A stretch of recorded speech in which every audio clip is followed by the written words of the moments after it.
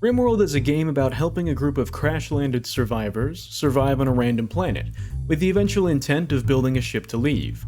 Or it's a cannibalistic war crime simulator in which you wear the skin of your enemies, and maybe friends, as hats. Every playthrough of RimWorld can be whatever you want it to be. There are almost limitless options to pursue, and the procedural generation of planets, colonists, threats, and everything in between leads to a different experience every time you play, even if you try to perfectly replicate a previous run. Before starting a new colony, you'll choose a storyteller and difficulty level. The difficulty levels are fairly straightforward, ranging from Builder, a peaceful experience with no threats meant to provide a more chill time to design bases or explore the game, up to the aptly titled Losing is Fun, that will make Dante's Inferno look like a scenic vacation. Where the game's procedurally generated story aspect really shines is with the storytellers. You'll choose between three: Cassandra, a traditional storyteller, in the sense that she'll provide events that are balanced both with the player's progress as well as the amount of time between events. You might receive a raid, but won't have to deal with another for a manageable amount of time. Phoebe is the second storyteller and will provide longer periods of downtime, but will usually toss harder-hitting events at you. Finally, there is Randy. Randy is the first example in the dictionary next to both chaos and pain. Like a love child between Satan and Loki, Randy does not care for any semblance of order. Just received a manhunting pack of 22 guinea pigs? Well, prepare for a tornado with a toxic fallout. Randy does not care about you or anything except for pain. You'll start the game with a number of colonists, usually 1, 3, or 5. Each colonist has various stats and info that will both help and hinder your colony. Depending on a colonist's age, they will have either 1 or 2 backgrounds, a childhood and adult profession. These can range from orphan to child spy, from doctor to space station janitor. While providing some info on the colonist, the main use of these backgrounds is to alter the colonist's skills and passions. A cult child may be incapable of social interaction due to their upbringing, while a combat engineer could have improved construction abilities. A colonist's skills are their most important aspect. Skills determine a colonist's proficiency in certain tasks.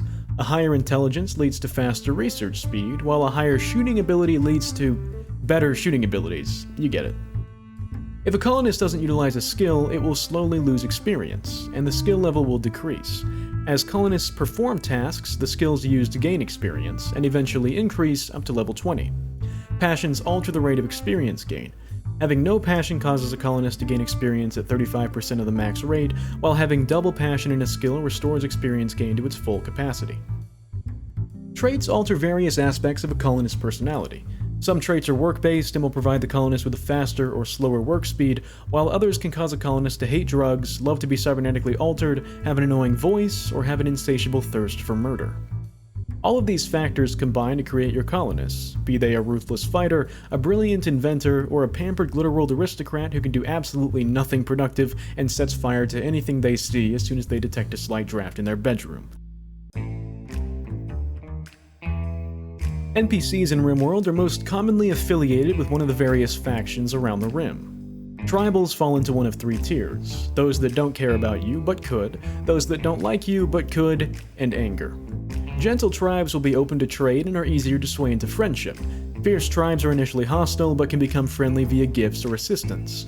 Savage tribes are just kind of angry at everything. They're locked into hostility and will never like you, even if you send a transport pod full of booze, drugs, and the latest in designer fashion. Tribals have a very low tech level, wielding basic weapons like clubs and throwing rocks, and tribal merchants sell basic resources, herbal medicine, and pemmican, a cheap food item. Pirates in RimWorld are kind of like mosquitoes. They offer nothing of substance and are really fun to squish. Pirates are naturally hostile toward the player faction, and they'll make sure you know that.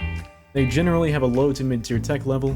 While some will carry grenade launchers and wear flak vests, you're just as likely to meet a stark-naked pirate high off his ass on Yayo attacking you with a bottle of beer. Mechanoids are a ruthless faction of combat robots. They're basically Terminators with slightly less intelligence, and are hostile to all factions by default, especially bugs. They really hate bugs.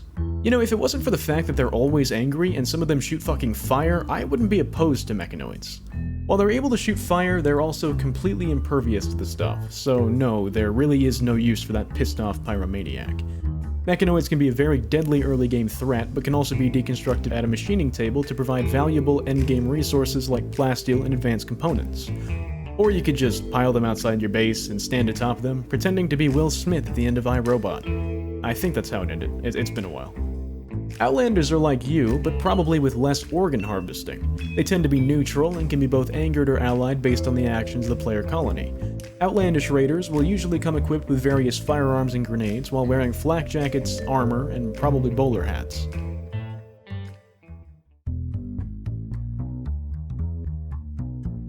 On the Rim, many things will try to kill you.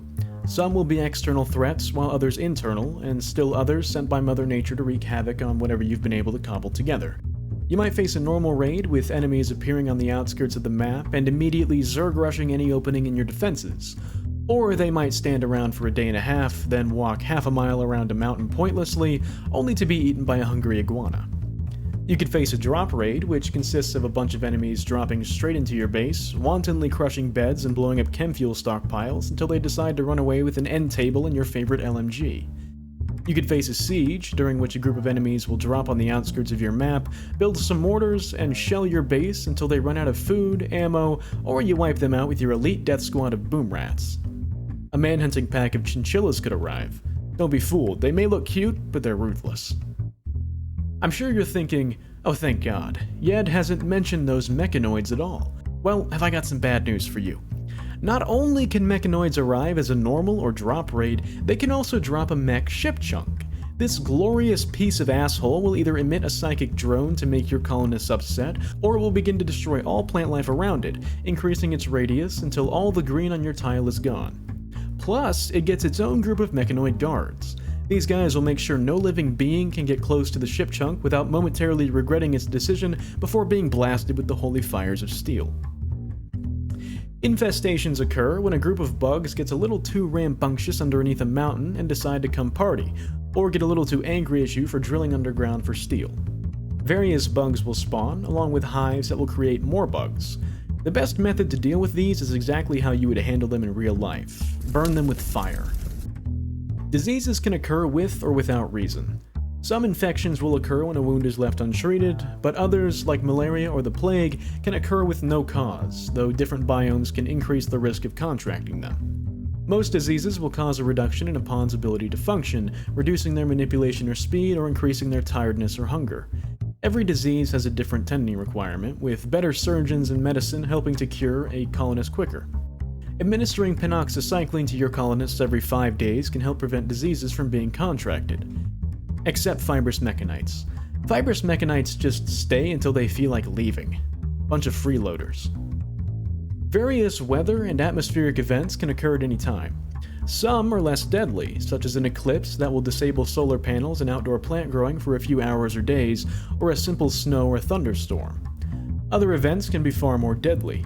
Volcanic winters can blot out the sun for entire seasons, killing all plant life and driving out animals. Toxic fallout forces your colonists to stay inside or die of radiation poisoning, and you don't even get cool side effects like extra limbs. Other events can be triggered by other factions and persist until the player actively defeats them. Pirates or mechanoids might trigger a psychic pulsar to lower the mood of your colonists until you send a group to the pulsar and destroy it. Or you could just load up your colonists on drugs and ignore all your problems. After enough stress, a colonist can have a mental breakdown. These breakdowns can cause a colonist to wander around aimlessly, binge on food, hide in their room, or even go on a killing spree of animals or other colonists. Every colonist has a mood bar that shows how close they are to mentally breaking.